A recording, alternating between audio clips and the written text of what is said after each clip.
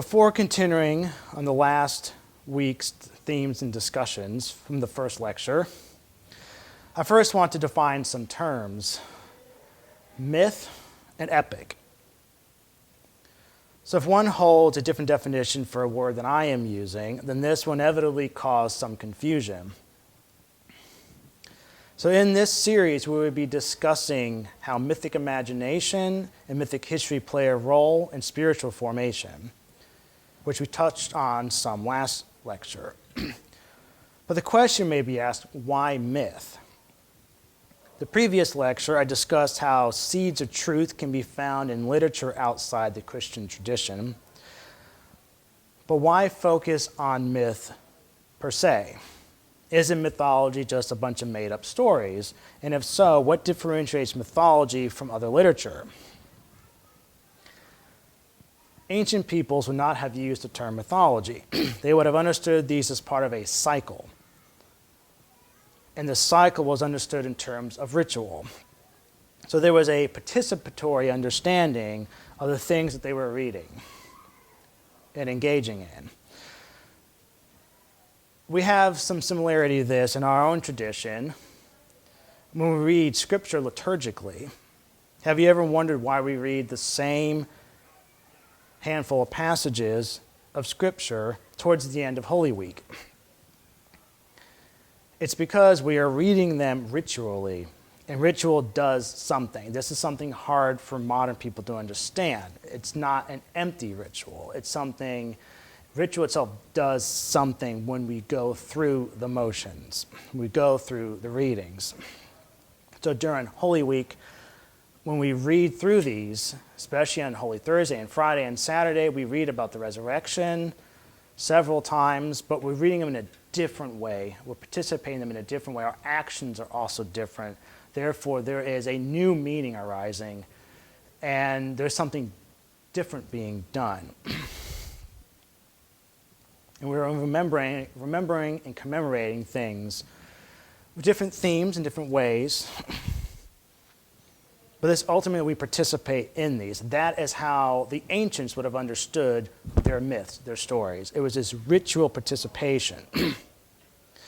So what we refer to now as the epic cycle was the cyclical telling of events leading up to the Trojan War, the war itself, and its aftermath. There are only a few of these texts which are still extant that are part of this cycle. Homer's Iliad and Odyssey are the main two.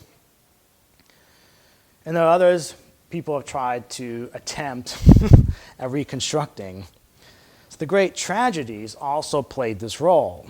In any way, those writers of the tragedies inherited mythic storytelling from the writers of epics.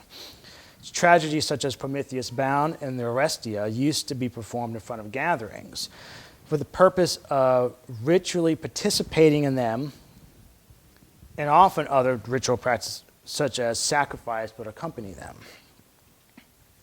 I've joked before with some people that if the church didn't baptize the ancient world, the Iliad would have been probably something similar to our Old Testament if the Greeks continued to influence society.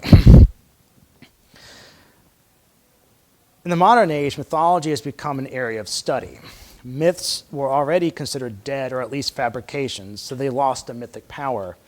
Much of this can be attributed to Christianity because the church, as we saw last week, began to read these stories differently. So they were no longer ritualized. They were simply read in the light of Christ. So naturally, in our post-Enlightenment age, things like myth were just studied academically. And they were no longer read through the traditional Christian lens either. So myth dried up and became lifeless, archaic depositories of superstitions and things unscientific. So when I use the word myth, I do not mean myth in the sense of mythology. I mean myth in the terms of ancient and the medieval conceptualizations. We are mythic and ritual people. We just need the right stories. And this also includes stories that may not be factually true, but contain truth, goodness, and beauty. They may teach the virtues and aim us in the right direction. Which leads me to, what is an epic? These can be a little harder to define, but why I see it necessary to define a term, what is epic, is because we'll be studying many epics in this class. So the easier answer is that epics are long narrative poems.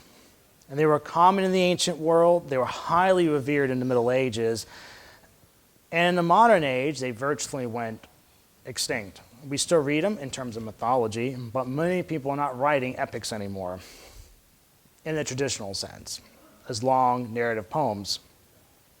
But that's kind of a boring answer, so let's move past that. Epics are full of gods, goddesses, and heroes.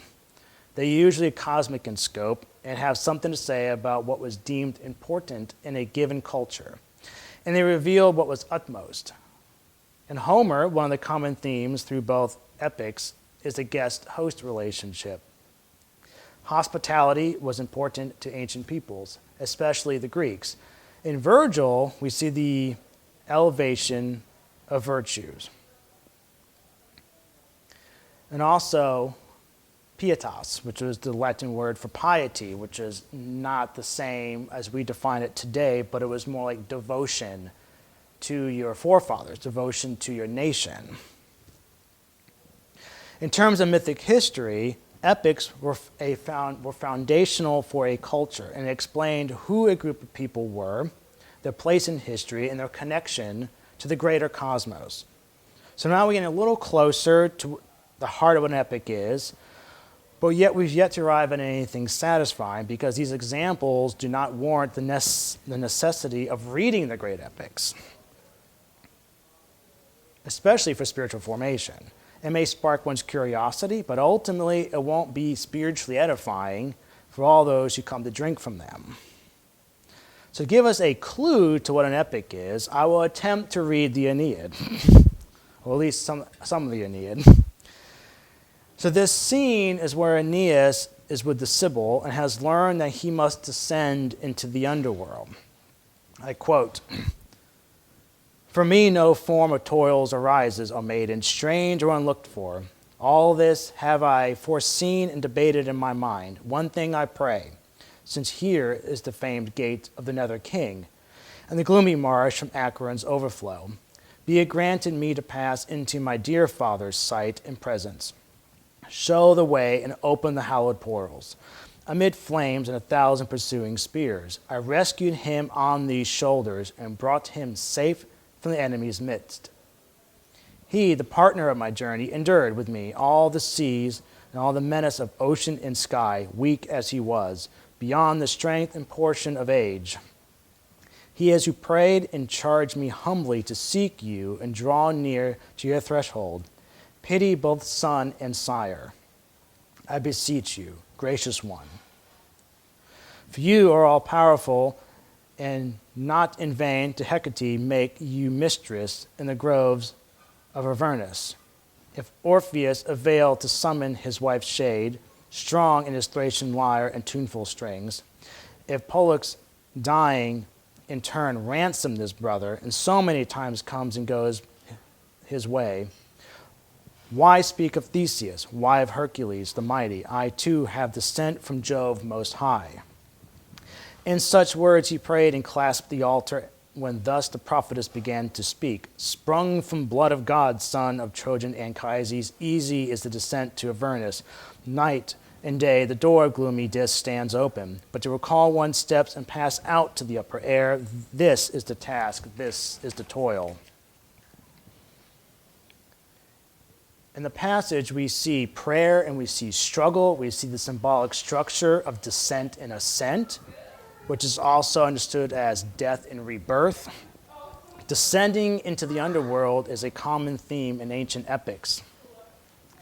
This we will come back to in future discussions. What permeates a great epic is this relationship with the divine, the focus of what is higher, the true, the good, and the beautiful.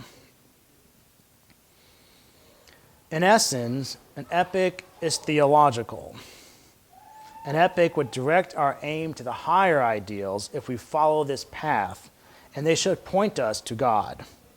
As Beatrice tells Dante, direct your mind in gratitude to God who raised us up to his first star.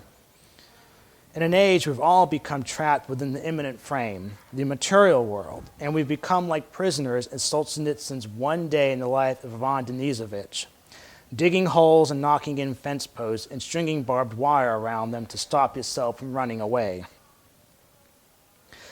But through a purified imagination, one can escape this prison of modernity, the same way that Tolkien talks about fairy. One caveat, though. When I say that epics are theological, I'm using theology as a descriptor. I am not saying, and I'm emphatically not saying, that epics are theology. The Orthodox Church has always taught that theology comes through prayer, through askesis. The theologian is one who prays. Taught that the theologian is one who prays, and Homer and Virgil are not theologians. But they were great writers who had deep insight into human nature and our place in the cosmos, and they would draw our gaze higher to things that are good and beautiful and true. So in conclusion, I define myth in terms of ritual participation over against the term of mythology as study.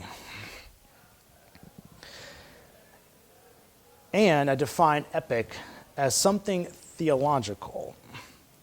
So next time we will continue our discussion in mythic history and imagination and pick up closer where we left off last week. Thank you.